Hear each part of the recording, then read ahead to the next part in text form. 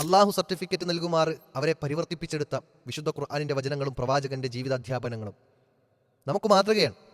ആ പ്രവാചകനെ കുറിച്ചാണ് നിങ്ങൾ ഈ ദുരാരോപണം പറഞ്ഞിട്ടുള്ളത്.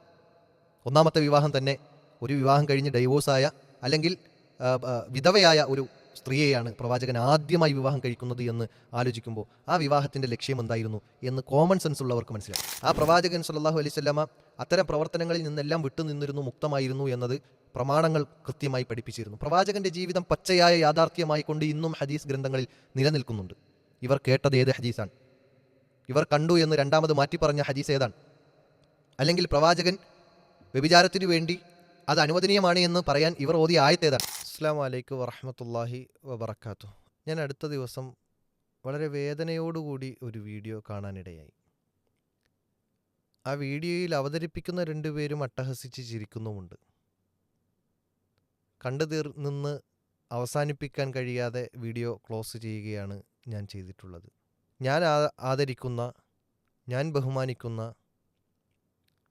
ലോകത്തിൻ്റെ നായകനായ എൻ്റെ പ്രവാചകൻ സല്ലല്ലാഹു അലൈഹി വസല്ലമയെ വളരെ മോശമായി ചിത്രീകരിക്കുന്ന ഒരു ഭാഗമാണ് കേൾക്കാനിടയായത്.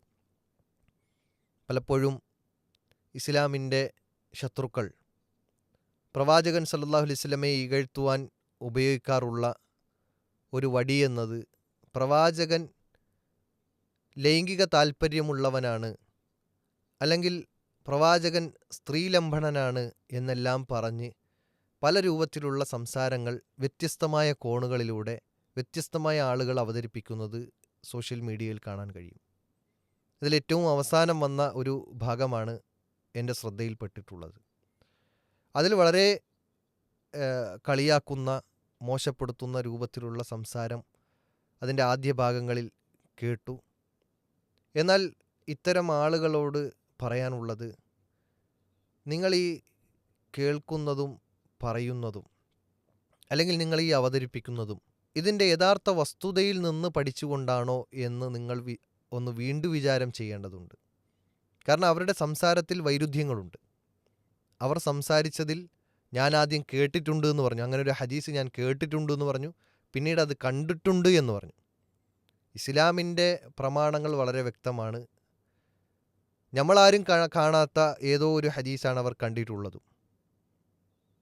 അതായത് പ്രവാചകൻ സല്ലല്ലാഹു അലൈഹി വസല്ലമ ഹഫ്സ റളിയല്ലാഹു അൻഹയെ വീട്ടിലേക്ക് പറഞ്ഞയച്ചതിന് ശേഷം മറ്റൊരു സ്ത്രീയെ തൻ്റെ വിരിപ്പിലേക്ക് കൊണ്ടുവരികയും അത് ആയിഷ റളിയല്ലാഹു അൻഹ പൊക്കി എന്നാണ്.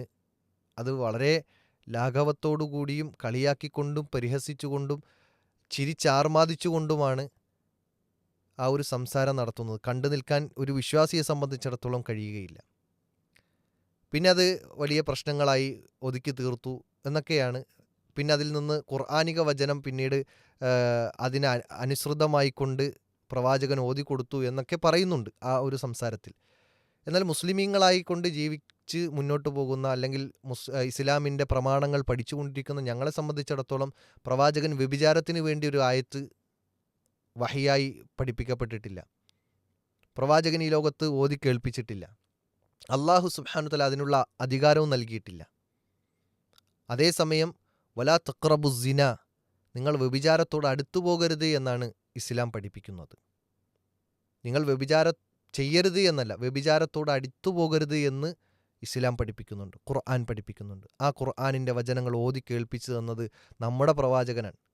ആ പ്രവാചകൻ സല്ലല്ലാഹു അലൈഹി വസല്ലമ അത്തരം പ്രവർത്തനങ്ങളിൽ നിന്നെല്ലാം വിട്ടുനിന്നിരുന്നു, മുക്തമായിരുന്നു എന്നത് പ്രമാണങ്ങൾ കൃത്യമായി പഠിപ്പിച്ചിരുന്നു. പ്രവാചകന്റെ ജീവിതം പച്ചയായ യാഥാർത്ഥ്യമായി കൊണ്ട് ഇന്നും ഹദീസ് ഗ്രന്ഥങ്ങളിൽ നിലനിൽക്കുന്നുണ്ട്.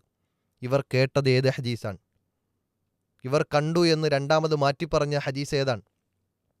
അല്ലെങ്കിൽ പ്രവാചകൻ വ്യഭിചാരത്തിനു വേണ്ടി അത് അനുവദനീയമാണ് എന്ന് പറയാൻ ഇവർ ഓതിയ ആയത്തേതാണ്? ഇതൊന്നും അവർ ആ വീഡിയോയിൽ പറയുന്നില്ല.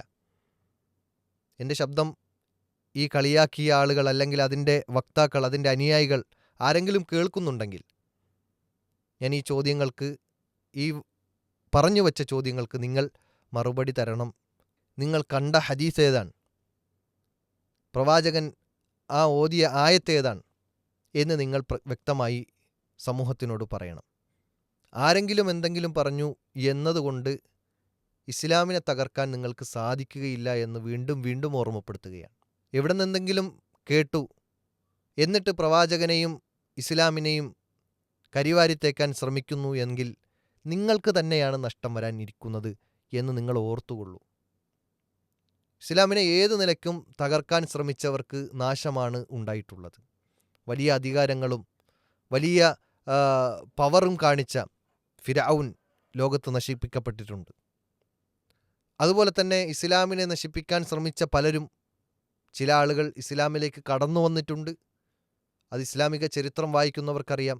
മഹാനായ ഉമർ റളിയല്ലാഹു അൻഹു പ്രവാചകനെ വധിക്കാൻ പിന്നാലെ നടന്ന വ്യക്തിയായിരുന്നു. പിന്നീട് സത്യം മനസ്സിലാക്കി ഇസ്ലാമിലേക്ക് കടന്നു വന്നു. ഇസ്ലാമിൻ്റെ രണ്ടാമത്തെ ഖലീഫയായി ലോകത്തറിയപ്പെട്ടു. എന്നാൽ മരണം വരെയും ഇസ്ലാമിൻ്റെ ശത്രുവായി നിലകൊണ്ടു അവസാനം നാശമടയുന്ന സാഹചര്യങ്ങൾ മുൻകാലങ്ങളിൽ കഴിഞ്ഞുപോയ ഇസ്ലാമിൻ്റെ ശത്രുക്കൾക്കുണ്ടായിട്ടുണ്ട് എന്നത് വളരെ വ്യക്തമാണ്. എന്നതുപോലെ ഇസ്ലാമിനെ തകർക്കാനാണ് നിങ്ങൾ ശ്രമിക്കുന്നതെങ്കിൽ വല്ലാഹു മുത്തിമ്മു നൂരിഹി, അവൻ്റെ പ്രകാശം അല്ലാഹു സുബ്ഹാനഹു വതആല അവൻ്റെ ഈ ദീനിൻ്റെ പ്രകാശം കെടുത്തുകയില്ല. അവനെ ആ ഒരു പ്രകാശത്തെ പൂർണ്ണമാക്കി എല്ലാവരിലേക്കും എത്തിക്കും. നിങ്ങളൊന്ന് ആലോചിച്ച് നോക്കൂ, എത്രയെല്ലാം ആളുകൾ ഏതെല്ലാം വിധത്തിൽ ഇസ്ലാമിനെ തകർക്കാൻ ശ്രമിക്കുന്നുണ്ട്. യുദ്ധത്തിലൂടെ, നുണപ്രചരണത്തിലൂടെ, ഏതെല്ലാം വിധത്തിൽ ഇസ്ലാമിനെ തകർക്കാനാണ് ശ്രമിക്കുന്നത്. പക്ഷേ അവിടെയെല്ലാം ഇസ്ലാം വളർന്നുകൊണ്ടേയിരിക്കുന്നു എന്നത് കണക്കുകൾ നമുക്ക് പഠിപ്പിച്ചിരുന്നുണ്ട്. ഏറ്റവും ഫാസ്റ്റായിട്ട് വളർന്നു വരുന്ന ഒരു മതം എന്നത് ഇസ്ലാം മാത്രമാണ് എന്ന് ലോകത്തിൻ്റെ കണക്കുകൾ നമുക്ക് പഠിപ്പിച്ചിരുന്നുണ്ട്. അതുകൊണ്ട് തന്നെ എത്ര തകർക്കാൻ ശ്രമിച്ചാലും വളരുക തന്നെ ചെയ്യും എന്ന അള്ളാഹുവിൻ്റെ വാഗ്ദാനമാണ്. നിങ്ങൾ തമാശയടിച്ചും പരിഹസിച്ചും ഈ ഇസ്ലാമിനെ തകർക്കാൻ ശ്രമിച്ചാൽ ഇസ്ലാമിനൊരു പോറൽ പോലും ഏൽക്കുകയില്ല എന്ന് മാത്രമല്ല, അതിലൂടെ കൂടുതൽ കൂടുതൽ ഇസ്ലാം വളരുക മാത്രമാണ് ചെയ്യുക എന്നുകൂടി നിങ്ങൾ മനസ്സിലാക്കുക. അതുകൊണ്ടാണ് ഈ ഒരു വീഡിയോ പോലും ഇപ്പോൾ ഇവിടെ ചെയ്യാൻ കാരണമായിട്ടുള്ളത്. നിങ്ങൾ പരിഹസിച്ചപ്പോൾ ആ പരിഹാസം വെറുമൊരു പരിഹാസം മാത്രമാണ് എന്നും, വസ്തുത എന്നത് പ്രമാണങ്ങളിൽ വളരെ വ്യക്തമായി പഠിപ്പിക്കപ്പെട്ടിട്ടുണ്ട് എന്നും സമൂഹത്തെ ബോധവൽക്കരിക്കണം. അതിനുവേണ്ടി മാത്രമാണ് ഈ ഒരു സംസാരം. അതിൽ പ്രവാചകൻ്റെ വിവാഹങ്ങൾ എടുക്കുന്നതിനു മുമ്പ് ഇസ്ലാം പഠിപ്പിക്കുന്ന വിവാഹം എന്താണ് എന്ന് നമ്മൾ മനസ്സിലാക്കണം. പ്രവാചകൻ സല്ലല്ലാഹു അലൈഹി വസല്ലമ ഈ വിവാഹത്തിൻ്റെ ലക്ഷ്യമായിക്കൊണ്ട് പഠിപ്പിച്ച കാര്യങ്ങൾ എന്ത് എന്ന് പഠിക്കണം. ഇസ്ലാം വിവാഹത്തിന് നൽകിയ പവിത്രത എന്താണ് എന്നും സ്ഥാനം എന്താണ് എന്നും ഈ വിമർശകർ ഒന്ന് ആലോചിക്കണം, പഠിക്കണം. മീസാക്കൻ ഖലീല, വലിയ വമ്പിച്ച കരാറാണ് വിവാഹം എന്ന് പറയുന്നുണ്ട്. പ്രവാചകൻ്റെ വിവാഹത്തെ എടുത്തു നോക്കുകയാണെങ്കിൽ പ്രവാചകൻ സല്ലല്ലാഹു അലൈഹി വസല്ലമയുടെ ആദ്യ വിവാഹം 25-ാമത്തെ വയസ്സിലായിരുന്നു. ആരെയാണ് വിവാഹം കഴിക്കുന്നത്? 18 വയസ്സുള്ള കന്യകയാണോ? അല്ല. പ്രവാചകൻ സല്ലല്ലാഹു അലൈഹി വസല്ലമയേക്കാൾ പ്രായമേറിയ ഒരു വിവാഹം കഴിഞ്ഞ വിധവയായ ഒരു സ്ത്രീയെയാണ് ആദ്യമായി തൻ്റെ ജീവിതത്തിലേക്ക് കടത്തിക്കൂട്ടുന്നത്. ആ നാട്ടിലെ അവസ്ഥ എന്താണെന്നറിയോ? ഏത് നിലയ്ക്കും സ്ത്രീയുമായി ബന്ധപ്പെടാൻ കഴിയുന്ന വൈൻ വുമൺ വാർ എന്ന് അറിയപ്പെട്ട ഇരുണ്ട യുഗം. ആ ഇരുണ്ട യുഗത്തിലാണ് പ്രവാചകൻ സല്ലല്ലാഹു അലൈഹി വസല്ലമയുടെ ജനനവും ജീവിതവും. അന്നത്തെ കാലത്ത് വ്യഭിചാരിണികളായ സ്ത്രീകളുടെ വീടിൻ്റെ മുറ്റത്തൊരു കൊടിയുണ്ടാവുമായിരുന്നു എന്നാണ്. എങ്ങനെയും തോന്നിവാസമായി ജീവിച്ചു കൊണ്ടിരിക്കുന്ന ഒരു ജനപദത്തെ കുന്തും ഖൈറ ഉമ്മ എന്ന് അള്ളാഹു സർട്ടിഫിക്കറ്റ് നൽകുമാറ് അവരെ പരിവർത്തിപ്പിച്ചെടുത്ത വിശുദ്ധ ഖുർആനിൻ്റെ വചനങ്ങളും പ്രവാചകൻ്റെ ജീവിതാധ്യാപനങ്ങളും നമുക്ക് മാതൃകയാണ്. ആ പ്രവാചകനെക്കുറിച്ചാണ് നിങ്ങൾ ഈ ദുരാരോപണം പറഞ്ഞിട്ടുള്ളത്. ഒന്നാമത്തെ വിവാഹം തന്നെ ഒരു വിവാഹം കഴിഞ്ഞ് ഡൈവോഴ്സായ അല്ലെങ്കിൽ വിധവയായ ഒരു സ്ത്രീയെയാണ് പ്രവാചകൻ ആദ്യമായി വിവാഹം കഴിക്കുന്നത് എന്ന് ആലോചിക്കുമ്പോൾ ആ വിവാഹത്തിൻ്റെ ലക്ഷ്യം എന്തായിരുന്നു എന്ന് കോമൺ സെൻസ് ഉള്ളവർക്ക് മനസ്സിലാവും. രണ്ടാമത് പ്രവാചകൻ വിവാഹം കഴിക്കുന്നത് എപ്പോഴാണ്? ചരിത്രമറിയുന്നവർക്ക്, പ്രവാചകൻ്റെ ജീവിതത്തെ ശരിക്കറിയുന്നവർക്ക് മനസ്സിലാക്കാൻ കഴിയും. പ്രവാചകൻ 50-ാമത്തെ വയസ്സിന് ശേഷമാണ് രണ്ടാമത് വിവാഹം കഴിക്കുന്നത്. ഖദീജ റളിയല്ലാഹു അൻഹ എന്ന ആദ്യ ഭാര്യ തൻ്റെ ജീവിതത്തിൽ നിന്ന്, ഈ ലോകത്തു നിന്ന് വിട പറയുന്നതിന് ശേഷമാണ് രണ്ടാമത് വിവാഹം കഴിക്കുന്നത്. ആ രണ്ടാമത്തെ വിവാഹവും നിങ്ങളെടുത്ത് പരിശോധിച്ചു നോക്കുക. പ്രവാചകൻ്റെ രണ്ടാമത്തെ വൈവാഹിക ജീവിതവും ഒരു കന്യകയിൽ നിന്നല്ല ആരംഭിക്കുന്നത്. മറിച്ച് മറ്റൊരു കുടുംബത്തെ സംരക്ഷിക്കുക എന്നതായിരുന്നു പ്രവാചകൻ്റെ ആ ജീവിതത്തിൽ രണ്ടാമത് നടന്ന വിവാഹത്തിൻ്റെ ലക്ഷ്യം. ഒരു വിധവയെ വീണ്ടും കല്യാണം കഴിക്കുന്നു, ബാധ്യത ഏറ്റെടുക്കുകയാണ്, അവരിലുണ്ടായ മക്കളെ ഏറ്റെടുക്കുന്നു. നിങ്ങളൊന്ന് ആലോചിച്ച് നോക്കൂ, സാമൂഹിക ഭദ്രതയെ ഊട്ടിയുറപ്പിക്കുകയാണ്. അവിടുന്ന് അങ്ങോട്ട് പ്രവാചകൻ്റെ ഓരോ വൈവാഹിക ജീവിതവും നിങ്ങളെടുത്ത് പരിശോധിച്ചു നോക്കൂ. ഒന്നിനും ഒരു ന്യൂനതകൾ പറയാനില്ലാത്ത രൂപത്തിൽ പ്രവാചകൻ്റെ ജീവിതം എല്ലാവർക്കും മാതൃകയായിരുന്നു എന്നത് ചരിത്രം പഠിപ്പിക്കുന്നുണ്ട്.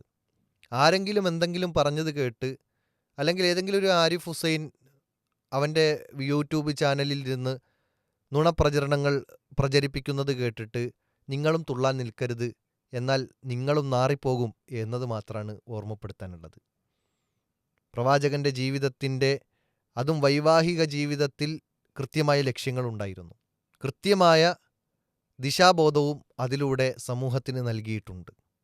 സാമൂഹിക ഭദ്രത, അതുപോലെ തന്നെ കുടുംബ ഭദ്രത, മാത്രമല്ല വ്യഭിചാരത്തിനോട് അടുത്തുപോകരുത് എന്ന ഇസ്ലാമിൻ്റെ കൽപ്പനയും അതുമായി ബന്ധപ്പെട്ട അധ്യാപനങ്ങൾ, ഇതെല്ലാം വളരെ വ്യക്തമായും സ്പഷ്ടമായും ഇസ്ലാമിൻ്റെ പ്രമാണങ്ങൾ പഠിപ്പിച്ചു കൊണ്ടിരിക്കുമ്പോൾ, വ്യഭിചാരത്തിന് മാതൃക കാണിച്ചു എന്ന് ആ പ്രവാചകനെക്കുറിച്ച് നിങ്ങൾ ആരോപിക്കുമ്പോൾ കൃത്യമായി നമുക്ക് മറുപടിയുണ്ട്. പ്രമാണങ്ങൾ വളരെ വ്യക്തമായി പ്രവാചകൻ്റെ ജീവിതം തുറന്ന പുസ്തകമായി കൊണ്ട് നമ്മുടെ മുന്നിലുണ്ട്.